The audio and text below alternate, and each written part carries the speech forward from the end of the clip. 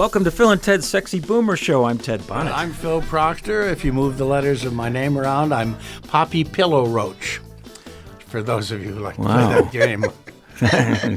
Sounds like a new career. Yeah, no, my whole life is a new career. Let's face it. We have a wonderful guest with us today, Phoebe Doran. Oh. Hi, Phoebe. Hi, Phil. Hi, Ted. Hi. Hi. So, are we going to fool around? Oh, We yeah. can fool around. Okay. We can fool around, but you can't fool around in that sense of the word. Oh, damn. Because this is, it's radio. It's radio, right, yeah.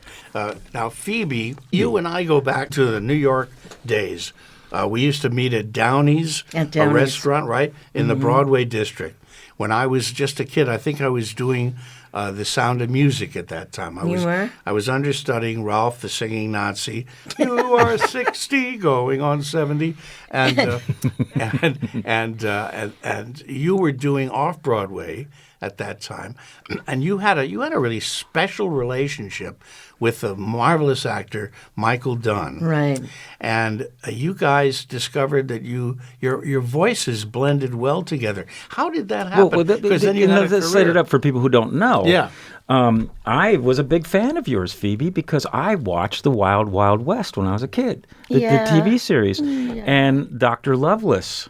Dr. Miguelito Lovelace. Oh, my God. So I went, and so you played his evil, sweet, kind of romantic interest, I suppose. Yes. Yes. I was Antoinette. Antoinette was lovely. A little goyish, but she was Antoinette. But if you remember The Wild Wild West, Dr. Lovelace he was a villain. He was the villain. He was Yeah. a brilliant villain. He was a small person. He had Yes. a condition that made him 3'8". So you may remember the villain in Wild Wild West, Michael Dunn. Michael Dunn, who was brilliant. He was brilliant. 185 IQ. And that show was, I watched an episode on YouTube for the first time since I was a kid, and I realized, wow, were they taking a lot of acid when they were writing those shows? No.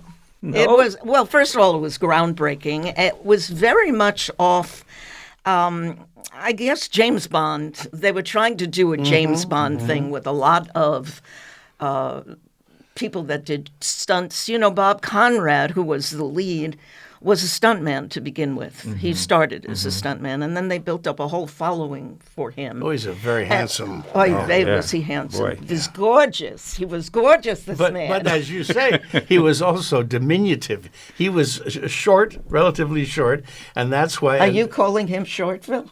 No. This is from you, Phil? Yes, he was short, and he used to wear like 8-inch Heels? heels in his shoe. It was really funny. But Mike Garrison, who was the producer, got onto it very quickly. They had a following of every kind of audience way before people knew what was really going on. And we were talking about this. It's credited inspiring the steampunk movement. Right. Which is sort of defined as a retro look at the future science fiction. Right. Well, I remember the people who did the costumes, the people who did the sets, the art directors. They were the best of the best. I mean, when I played that beautiful Harpsichord. Instrument. The harpsichord. Yeah, the harpsichord. Every one of those harpsichords were Museum quality. well, beyond music. They were museum pieces, and they had to be brought into the set, and you had to have an armed guard on the set all the time because they were afraid someone could harm them or take them. And everything on the set was for real. It was Emmis. It really was for real. They had props on that set that was so beautiful. We used a lot at Radford, CBS Radford, where they had a lake.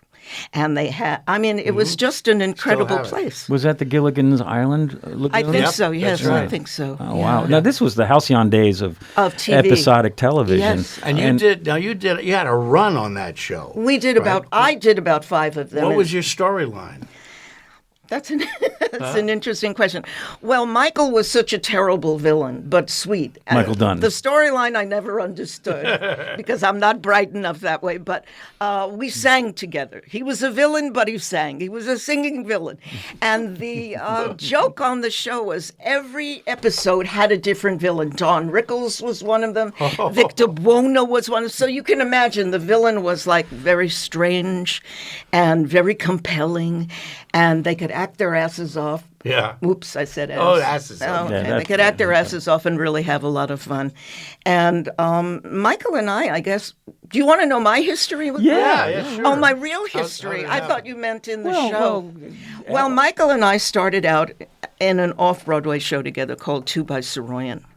And I was painting the poster for the show. Because you're an artist as well. Yes, I was an artist as well. So I was doing the logo for Two by Saroyan.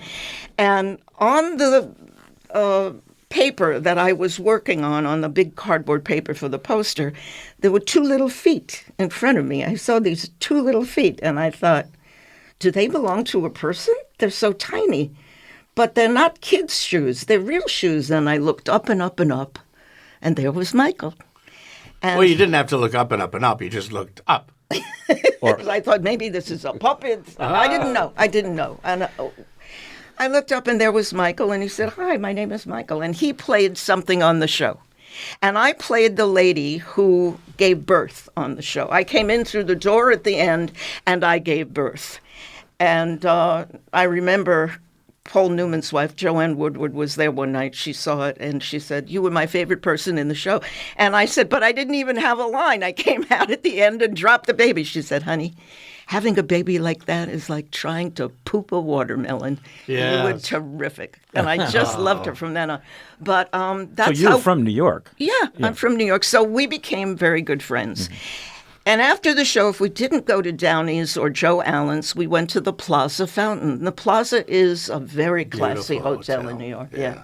And in those days, it was Still the is. creme de la creme. Oh, yeah. it was 59th and beautiful. 5th. And we would sit on the ledge of the fountain and we would sing just to relax, just to get ourselves back into the real world. And pretty soon we had a following of people. You're singing folk songs? We sang folk songs, requests. Oh. We did requests. We did for your anniversary, for your birthday, whatever you came for. And it became like a little group of people that would come. And if we wanted to go somewhere else after the show, it was like, no, those people are waiting for us. And one night, Roddy McDowell was shooting Mike because he had gotten Ballad of the Sad Cafe on Broadway. It was a big step for him. And Roddy said, "I want to follow you guys around. And I don't want any nonsense or any fake stuff. I'm just going to follow you all day." So at night, we went to the fountain.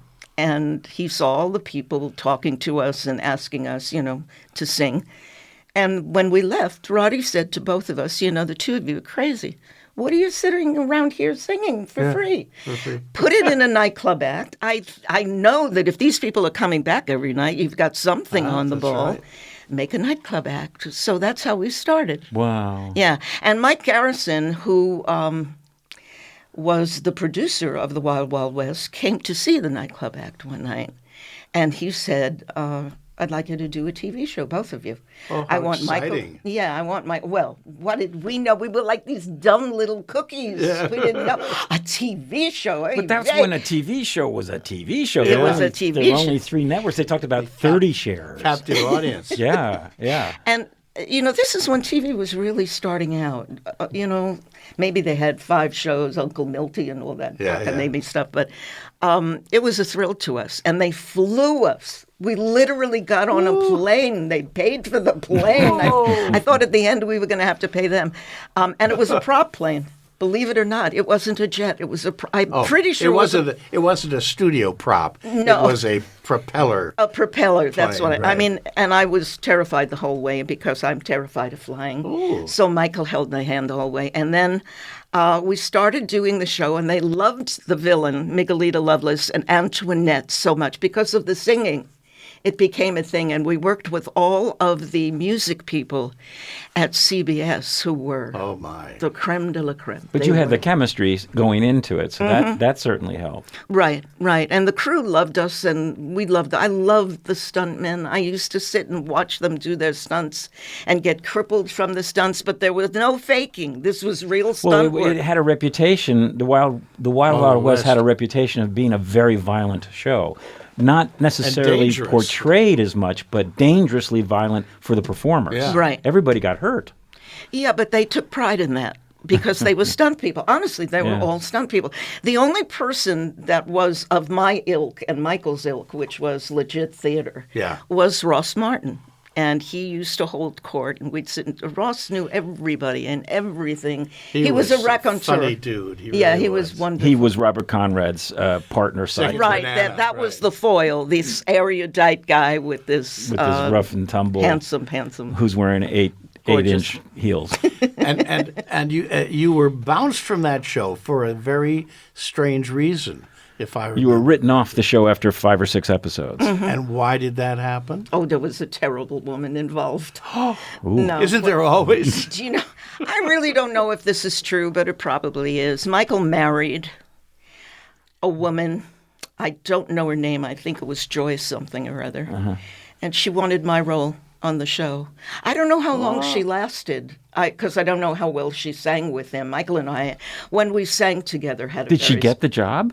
Yeah, they took me off They the wrote air. you off and put his wife They in said, your role? goodbye, Phoebe. Don't let the door hit you on the way out. No explanation or apologies? No, it was or- very hurtful. It was very hurtful, but you know what? That's showbiz. I had to go to a shrink after that because I thought it was my fault and I did something terrible maybe. Well, I you don't were know. young. Yeah, I was a dope. And I, sat in the psychiatrist's office and she said to me, well, talk to me a little bit. Tell me what you're feeling. And I just started to cry.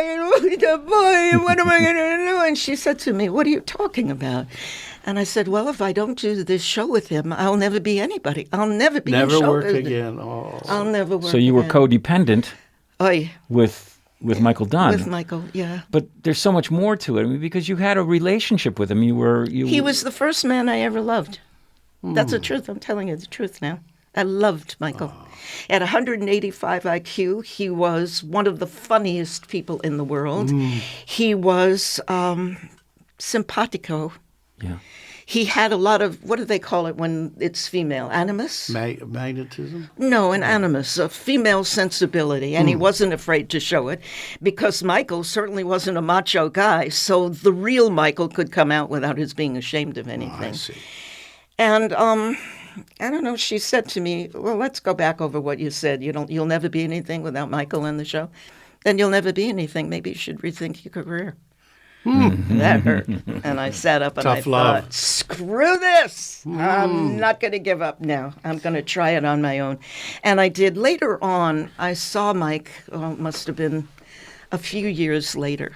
And he had really succumbed to alcoholism. He had gotten so bad. Yeah, but if again, I would invite our listener to go to YouTube and just put in the search engine "The Wild Wild West" Yes, TV you show. haven't seen it. And there's not Even a lot if of you full have. episodes, but there's a lot of clips. Yeah. And you will see Loveless. You'll see Michael do his Yeah. bit and yours. Yeah. And he's so charismatic. I mean, he left such a deep impression on me even as a child. He was really a force, but he was 3 feet 8 inches tall Yeah. because of a condition that he had. It's called achondroplasia. It's a form of arthritis, and there were a lot of famous people who had it. Toulouse-Lautrec had that. Steinmetz, the great electrical genius, had that. There have been a couple of people. It's a I very, knew- very rare condition. I knew a wonderful man who created this company called Traytech, which made industrials, and he had the same condition. He had a spinal, Right, right. right. deformity. But that may brilliant account mind. for his problems with alcoholism and all. I mean, You want to know my problems with alcoholism? yeah, No, I'm Jewish. I'm not allowed to drink. I see. Jewish women never get drunk. Oh, I see. Except when they're on a date. Then they can get drunk and pretend it never happened. I remember I learned to drink by mixing Manischewitz with Pepsi Cola. I highly recommend kept it. drinking? Yes, it's good. It's a little sweet, but it's very good. Oh, my God. I almost died on that show a couple of times. You want to hear the story? Oh, yes, please. So the Wild Wild West was dangerous for everybody, even For you. everybody. Well, what did we know? When we did these stunts, nobody told us we could ask for stunt doubles. And these stunts were dangerous. There was one where I literally almost died, where the kicker was every episode would end with a cliffhanger. This episode, we were going to go sinking in a boat because they shot holes in this little rowboat we were in. Right. And it was on a pulley. And the pulley would go down slowly and everyone would watch us be submerged. And then you'd just see the bubbles on top of the water. Did they live? Did they not? Tune in next time when they come back, or maybe they won't come back because they're dead. So we get down, down, down into the bottom of the CBS lake on this pulley. And I see Michael let go, and he shoots to the top of the water, and I let go, and I'm not going anywhere. Why? My dress, which was an authentic costume of the time, had about 300 buttons down the back. There was no zip. There was no way to get out of it. I could not get out of the dress. There was no sex in those days. No, we didn't. Well, you could lift up your skirt, Oh, but I that's suppose another so. story. See, That's you a women know everything. That's another series. Yeah. So I thought, oh my God, I'm going to die on camera. Because your dress was caught It was enmeshed in the pulleys, and it could not be pulled out. And Michael, thank God, realized if anyone was getting to the top first, it was going to be me. Something was wrong. And he went back down because he was the only person in proximity. The other people were watching us. They were watching us in the water. They're watching me die. I guess it didn't seem real to them. He pulled my dress. What acting? What great Yeah, acting. listen, how Boy, long she's she terrific. can stay down here. It's been it's 10 method. minutes already. Yeah, it's So method. he ripped Doesn't your complain. dress open? He ripped the dress open, and I came out of the dress gasping Oh, I imagine. for air. Yeah, that was one time. Then there was another time when we were in a hollowed-out log. Yes. We were also escaping. We were always escaping. Of I course you never were. understood what the hell that was about. Well, you were villains. Yeah, we were villains. And there was a fire in the place where we were. The fire was going to burn down the place. So the guy said to us, all right, Michael, you'll go first. The little door to the log will open. Michael will crawl out first. Phoebe, you'll crawl out after. Just stay in the log till we tell you you can come out, because everything is going to be on fire. And once we put the sprinklers on, it's over. The set, everything is over. Do you understand? Do not ruin this shot. Okay? Woo. So they started the shot, and everything's on fire. We're smelling it in the log. And I say to Michael, what are you waiting for? Go. He says, I can't go. It won't open. I said, Michael, push it open. Do something. He said, I'm trying. It won't open. We're stuck in the log. And then I guess they had to turn the sprinklers off and do it again because we were almost asphyxiated Oh, my God. in the log. What? Give up show business? I mean, now, were these the same people that said you're written off the show Get Out? I mean, was it that harsh an environment? I mean, you would think by today's standards, there would be a scuba diver, off camera watching the A safety lot of officers. it was by the seat of your pants. It really was. And you would think they maybe would have tried it out, but who knew that my dress was going to be so voluminous that it would catch in the gears. And, Still, I mean, Did they fix the door then for a retake? yeah, Did they they fixed realize it. We that- had to shoot the next day because everything was soaking wet. And it wasn't our fault, thank God. wow. Yeah. So I'm trying to think some other things. It was What Robert Conrad? ooh, Yeah, now He was gorgeous. He's a gorgeous man. He was a gorgeous. gorgeous man, and they knew that, and he appealed to the every demographic, including the gay demographic, right? oh boy, he had such a gay following. Because they know he was wearing 8-inch heels. No, you couldn't tell on television how tall someone is. Right, I once went into a casting director's office who yelled at me, "Get out of here." I said, "What did I do?" He said, "Well, your picture is a much taller woman." Your pictures. Can you of a believe it? taller Well, on woman. television, everybody looked tall. Right. You didn't have an 8x10, you had a 9 An by 11 60. by Is that 12, right? yeah. So people 11 may by remember 12. Robert Conrad not only as a star of Wild Wild West, but he was very famous for the battery commercials where he'd put the battery on his shoulder and whatever it was. Yeah, he was great. So working with him, what was he like as a? He was very shy. Well, I didn't know what it was. I thought he hated me. You want me to tell the story? Oh yeah, sure. All right. So we had done about 5 of these episodes. You know, we flew in from California, and we would sit around with the guys on the set. And all You flew in from New York to California. to California, yeah. And everyone knew us by that time because, you know, the repetition of coming course, in, and of course. we had like a little family there. Part of the family. Yeah. But he never talked to me. If I ever said anything to him, he would turn around and walk away. And I once even said to Michael, what did I do? That man hates my guts. He just doesn't like me. So I stopped trying. Yeah. And then on the last night of the shoot, we had a party. There was a big party. And he asked me to dance. And I thought, oh, God, I'm going to dance with Robert Conrad. Be still my heart. So we started dancing, and he's whispering this in my ear, literally. I'd like to take you back to my trailer. I'd like to do everything I can think of to you. I'd like to lick you all over. I'd like to kiss you in places that you never thought possible. And he was waiting for an answer, and I just looked up at him and said, I'm dancing as fast as I can. I didn't know what else to say. I tried to make a joke out of it, but this is a man who never spoke to me. Do you understand? Oh. And I walked away, and I thought, damn it, if I could just tell Michael. But I couldn't tell Michael because Michael would have been angry at Bob for saying something like that. I was dying to tell him that. But so you stayed. This was an interesting fork in your life of this. No, it was almost a fork, but she turned him down. It was a spoon. It was a spoon. Yeah, I turned him down. Stupid that I was. I could have had a liaison with Robert Conrad. Youth is wasted on the young. Yeah. We grow too soon old and too late smart, as the opposite. Yeah, later I asked him, I said, what did he mean licking? What was the licking? What was the licking? But so you get written off the show. Yeah. Now you could go back to New York and resume stage work, singing with Michael, right, in New York potentially. But you decided, if I understand this correctly, you decided not to go back to New York. I decided that the therapist was right. If I couldn't do it without him, then I couldn't do it. And I was kidding myself. There were many other careers I could have had, and I knew I wasn't going to marry my boyfriend because when he proposed to me, he said, you'll act for me in bed. And I thought, yeah, I probably would act for you in bed, but I'm not going to do that. So I didn't get married, and I lived in New York, and I stayed out here for a while, and I got a Broadway show. It was from here to go to Broadway. It was called Happiness is Just a Little Thing Called the Rolls Royce.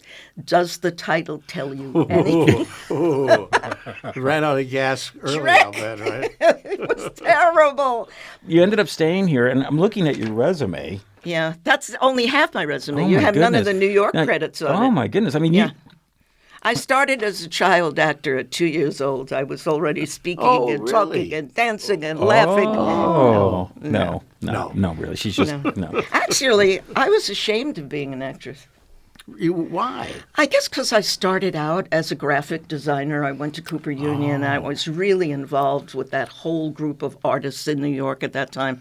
And at that time, it was the Renaissance. Yeah. It really was. All the people kicking around at the cafe, all the cafes and all the... Yeah. And I lived with Uta Hagen. I don't know if you know yeah. that. Oh, sure. I studied with Uta Hagen. You did? You lived with... How did you end up living with her? I worked in a camp. A summer camp. Yeah. And her daughter, Letty Farrar, was there, Right. Joe Farrar's daughter. Right. And she was kind of a strange little bird, Letty. And I was the only one of the counselors that could befriend her or talk to her. Or I was like a lifeline for her. I don't know why. And Uta spoke to me after the summer was over and asked if I'd like to come and live at her house. She had a room in her house on Washington Square. Oh. No. On Washington Square. Magic place. Yeah, and I was going to Cooper Union at that time. It took me 2 hours from Rockaway. It was 4 hours each day. They call it Far Rockaway. Far Rockaway For a reason. Yeah. And it was an answer to my dream. So I lived with them and met so many wonderful people. I can't imagine. And then once I said to Uta, do you think I could be an actress? Because that was my secret. And she said, oh, no. No, honey. You got to start when you're 16. If you're older than that, forget it. Oh my goodness! Yeah. Wow. Yeah, well, you studied with her, Phil. Yeah, well, Was I she started. kind? I did live television when I was about 12 or 13. Really? So I guess that's why she let me take her class. Well, Yeah. she was obviously incorrect in that assumption because, my goodness, you were on everything from Mork and Mindy, Alan King, All in the Family, Rhoda, Yeah. Barney Miller, Heart to Heart, and even Lethal Weapon, and Grey's Anatomy, which is the one we were talking Yeah, about. the Grey's which is- Anatomy, which is which was a fun. hilarious scene where you were a donor Yeah. recipient. And you were asked to defer to a younger person who I was asked to give my kidney to somebody else, and I said, screw that. And then you were in Adam Sandler's movie Don't Mess with the Zohan. Oh, you want me to tell you my Adam Sandler Oh, story? please. Oh, please. Hey, this is a story. Okay. They thought it was fun in Zohan to have old people do disgusting, embarrassing things. That's the new joke now. Make Yeah. old people French kiss. And anyway, so what I had to do, the bit that I had to do, was lick whipped cream off Adam Sandler's chest. He had it on one nipple, and I had to lick the whipped cream off his chest. That was this the joke. licking thing. I in was your going to say, Yeah, why, history why here. didn't you refer Bob Conrad to that? Yeah, I should have said if you like to lick so much, putz, go Get lick him it. a dress. So I'm doing that. Now we're on camera. This is serious stuff. Okay. And I'm licking the whipped cream, and I can't breathe. He's got my head, he's holding my head down on his chest and doesn't realize he's holding my head. The whipped cream is going in my eyes and up my nose. I cannot breathe. So I started nibbling Oh, his nipple. nibbling his. I had to get his attention because I thought this guy is going to Yeah. kill me. I can't breathe. Oh my God! And he got so mad. I don't know if it turned him on. I don't know what happened. But he was supposedly on the phone, and he took the phone and he threw it across the set, and he cursed. And he said, "Get her out of here." And what they told him to calm him down was that I got all excited. I was so turned on by him. Are you kidding me? That I couldn't know, I swear to you. And to this day, he tells the story. He tells He tells the story? about this old woman who got so excited at Adam Chandler's Oh. teeth. Oh, Yeah. did you do? You a hear that, Adam? Did you do a retake and it was okay? No, or- they threw me off the set. Whatever he said. No. Yes. Wow. Yes. How is it that he commands that kind of respect? I don't probably know. was producing. He's very powerful. Yeah. And he has a big following. I'll probably never work again, right, Adam? You know, it's amazing to see the dynamic. I think Dennis Dugan was the director, if you could call him that. I mean, Adam did everything. Yeah, Wow. he did So everything. you've had a lot of near-death experiences. Yes. On camera. On camera. Yeah, yeah. Our guest is Phoebe Doran. You know, it's interesting, going back to the Wild Wild West, that show was canceled in the height of its popularity for political reasons. I didn't know that. Yes, it was canceled because it was airing in the late 60s, and it was not really a hyper-violent show, No. but it was singled out because of all the political assassinations of RFK, which is the anniversary of his shooting is today, To this very day. and Martin Luther King, and the war effort, and there was just a lot of violence then. I mean, if these people woke up today and saw what was They going on, wouldn't know and what they wouldn't country they recognize were it. living in. But what had happened was the president of the time, President Johnson, created the National Commission on the Causes and Prevention of Violence. And one of the questions it supposedly tackled was how violence on television, graphic news coverage of the Vietnam War. The real reason they didn't like the graphic coverage of the Vietnam We're War was bringing the because it war ended the back war for the home. Pentagon. Where it ought to But have they been considered this before. contributing a factor to the violence in American society. So the TV networks, fearing regulation and government control, decided to self-police. And as the producer, Bruce Lansbury, went on to claim, that the Wild Wild West was a sacrificial lamb. And it went a off the victim. air with a 32 or 33 share. which is when we're talking about that, we're talking about 33% of the U.S. audience Yes, is watching every Immense. episode, Yeah. which doesn't exist any longer unless it's a Super Bowl Yeah. because of siloed media. But this was sort of a form of political correctness back in the 60s, and the show was lost because of that, a political move. So it never Terrible. ends. It never ends. No. So, but you decided to stay in L.A., Yes. and you ended up buying a house. buying an interesting home. Yes. I live in Laurel Canyon, which is a little haven. Kind of in the middle between the valley and Sunset Boulevard and Hollywood. It's a very historic canyon. Yes. And Well, it's the mountain between Hollywood and the valley, Yes, and the and I canyon live that goes on through it. Wonderland Avenue. Oh, That's That's fitting. what it's called. And a friend of mine was living in this house that Carole King owned. It was the house she wrote Tapestry in. Oh, And there's a picture of her sitting in my window with her little yes, cat on her yes, I lap on the remember that. tapestry Very album. famous. And they said, Carol is selling the house. You're talking about staying in L.A. Rents are getting more expensive. Come on up and take a look at the house. Maybe you'll like it. It's very, very green and beautiful. So I came up, and the price was $50,000. wow. And I called my mother. I said, Mommy, it's so expensive. I'll never be able to pay you back, but what should I do? She said, buy the house, stupid. I mean, are you crazy? That house now, and it's the tiniest, I mean, you have to turn around to change your mind. It's really that small. But we have a beautiful, beautiful garden, which my husband has And so you cultivated. you ended up getting married, and you've been I married. ended up getting married to a nut.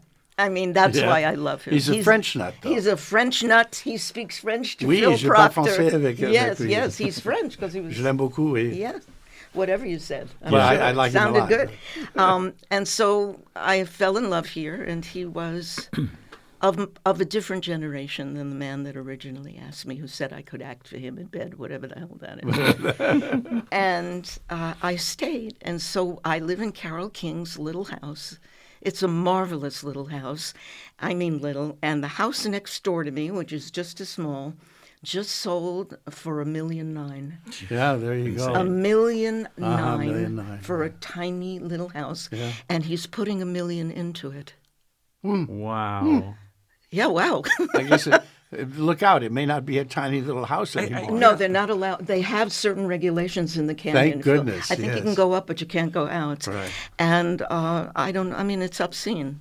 Yeah, it's obscene. It's upscale. It's obscene. Crazy to consider. I mean, in Yeah. our neighborhood out in Santa Monica, there's a one bedroom condo going for $2.9 million. Yeah. Good heavens. And Jesus God. the property tax on that alone Mm-hmm. is probably $120,000 a year. Mm-hmm. Plus, they've got the HOA fees, and the question, of course, is who can afford that? Somebody can afford it. The guy bought it, and Yeah. he's going to live there after he puts $1 million in, or maybe he'll try and sell it if he can get $2.3 million. Good luck. I Yes, don't that's think so. true. You know, Turn it over. it's interesting because wages have stagnated. Hello. There's been a complete shift in wealth creation, and sure there are haves and have-nots like never before, which brings us around to the show business strikes that are occurring. Oh, brother. You know, the writers are on strike because they're just trying to regain what they've lost. Well, I'm a writer as well as an actor. I could show you some of my residuals. $1.97. I got one today for 45 cents Yes. for Rugrats. Do on you Nickelodeon. keep them, or do you tear up those checks I'm when they not, come? they're making the deposits. I got so tired of receiving a stack of checks that were like 1 cent. Yes, really, it's literally. insane. So I'm looking. Literally, they deposited 1 cent. Well, I don't know, but something has to change because someone is making money. Yeah, And well, it's not the writers and it's not the Not the actors. actors. you've been through this before. What's your take on it all? That they always win and we always lose because they've got all the big bucks. Got big and- bucks behind them. But now there were 3 major unions all coming up: the writers, the actors, and the directors. Oh, yeah, and the directors. directors settled yesterday. They always do. I shouldn't badmouth directors. I love No, directors. no, of course not. But they always do what's right for them. And That's right. they don't help the actors or the writers. They're in a different position than we are. Totally. And they're just Totally. there's less of them, and they're more powerful. And a lot of them are producers. Many of them are producers. That's right. That's right. Now, evidently, they negotiated a 76% increase in their residuals. Nice. Now, that may be limited foreign to residuals. foreign overseas, yeah. The thing that frightens me the most, and I was talking to one of my doctors the other day, and he was talking about AI. And AI in the medical field is a boom. I mean, they just did something with some kind of superbug where it would have taken human beings months and months, maybe even years, to come up with a solution. 24 hours AI had. Yes. So It's a good tool. Yes, in certain fields. If they start using it for writers, it's going to be very bad. Now, what is your writing career? What kind of things did you do? Well, Christian and I write scripts. And, Oh. Yeah, and we write thrillers. Oh, how exciting. I like to kill people. Ooh. We kill Well, people. yeah, you're speaking from experience. Yeah. Right? Well, yeah. So we did something that was on USA Cable. We had a movie that was supposed to be in the studio, but Nick Cage was supposed to do it. But Ooh. then there were all the machinations Oh, where it ends please, up the with politics and the yeah, thing. forget it. I mean, by the time you're finished, you don't even know why they called you in to make the movie. They start with, I think the executives think if they weren't so busy, they could write this. It's just that, Yeah, the sure. schedule. What's the big deal? What is Right. going on? And they think nothing of changing everything. Like they'll say to you, I really love the part where the girl, maybe the girl could be a guy. I mean, just think of Listen, it. Carl Yes. Gottlieb told this story. He didn't tell her on the show last week, but he told me at one point he had gone to pitch a story, and the producer he was pitching it to liked it very much. Carl, I really like what you've done here, but could we change the detective into a whale? He said, sure. Remember, he wrote Jaws. Carl was on last week, Yeah. and the show's up because this is not only a radio show, it's also a podcast. And if you can hear all of our shows, including Carl's. Yeah, from we last squeeze week. every last non-penny out of our... That's right. SexyBoomerShow.com. Just go to SexyBoomerShow.com, and you'll find all of our shows. So you'll have hours and hours of listening Yes, entertainment, we've been including doing this for quite a while and enjoying it greatly, as you can tell. Yeah. Well, let me fun. just tell you one more thing about the writing. We Sure. wrote a 12-episode script. It's a boy. thriller, and it's about what's going on in America today. A lot of it is about the Russian emigres that live in Brighton Beach. And one of them, it's like Cain and Abel. One becomes a gangster, and the other one becomes a legitimate Wall Street type. It's a lot of fun. documentary. Yeah, they're brothers. Anyway, so our agent said to us, it's really hard to sell a 12-episode. Can you turn it into a novel? And so we turned it into a novel. It's the most exciting thing I've ever done because you've only got 2 hours to do a script. But in a novel, you can elaborate on any character. You can pick up something that is so fascinating that you wouldn't have time for in a script. And the style of the writing is even important. When you write a script, you write action, you write dialogue. right, yeah. You don't pay attention to... And you have to surrender a certain degree but in a of novel, control. you can talk Plus- about the air yeah, and the right. moonlight. plus it's and- plus it sort of that happened requires. to Bob Ludlum. Bob Ludlum, what was it? Jesus had a wife and children. What was the name of that book? Well, anyway, that was originally pitched as a play to a friend of mine, a director friend of mine, and he told Bob, he said, it's too complicated, the story for a play, but you should write a book. And he did, became immensely wealthy and famous because of it. So, hey. We're thinking of changing the lead into a whale. Oh, my God. You're all wet. Well, good luck with that. That sounds Thank you. exciting. Thank you. It's fun.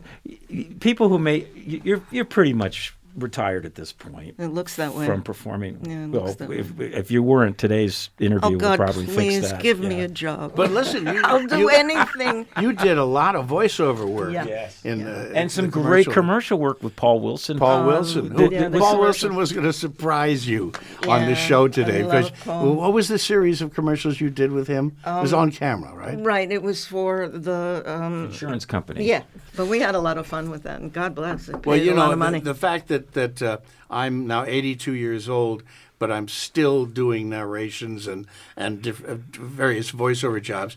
In fact, Ted and I collaborate. Ted created the sound design for a wonderful piece called Hindsight that I and my wife Melinda Peterson were in, and John Goodman was in. A 6-part podcast. Yeah, sort of created a world between cinema and audio. The idea It's is because fascinating. of all of this spatial audio phenomena that's coming up with Apple and everything, Yeah. you can create true immersive environments. Like I went to see the opening night of a transparent musical at the Taper. Great example of where this is all going. It was an immersive theatrical production. Big, beautiful stage, but actors all around you and sound design all around you. And I don't know if you guys saw, probably didn't, but Apple's keynote yesterday where they rolled out their new Yes, I know about it. Apple Vision. I Yes, think it's Apple Vision. $3,600. It is $3,600. Yeah, right. You know what's so weird? I watched the whole keynote, and the thing that you have to get past is that people are going to be starting to wear these headsets. How are they going to walk? Well, they can walk because it's a You can see through them. You can't see through them. You can't see They're through Oh them. no, there is a thing called augmented reality. It looks like they look like ski goggles. Yeah. And if somebody's speaking to you, the sensors and all know how to create a virtual reality image of your face. So When you're that talking. when they talk to you, all of a sudden your eyes appear on the screen Yes. of the How actual strange. goggles, but it's not you. Oh my so God. that and they it was kind of laugh out loud funny because at one point they go, and when your conversation ends, you can go back to your movie, and you see the person's eyes dissolve into some like blue swirling, and it's like, oh, he's gone. It's pretty great if you're home by yourself. Yeah, it'd be pretty cool. You know, and somebody I heard on the radio the other day was talking about WALL-E, the movie, the Pixar Yeah, movie, WALL-E. and how all of the people on that ship the humans were like big fat blobs being pushed around and driving around in automated chairs with augmented reality goggles, and we're almost there. You know. Oh, Well, I wouldn't worry about any of it, guys, because climate change is going to take care of that's it. There you go. Yeah. Phoebe Dorn, it's been Really such a fun, pleasure, Phoebe. and thank you it's for been coming to lovely. see us. So and glad you're alive. And Me too, My still. goodness. keep working. Can I ask you one question? Yeah, sure. Are you married? I am. Oh, shit. Oh, no one's ever said that. Really? Oh, Yeah. your voice, just your voice. Phil, I know, because I know Melinda. And she knows my I many know voices. him, and I know his wife, and she's a That's right. wonderful person. No, thank you. But that's Oh, all. thank you, This Phoebe. was so All much right. fun. Here's the 20. Thank you. Was I good? Was yeah, I good? it was very good.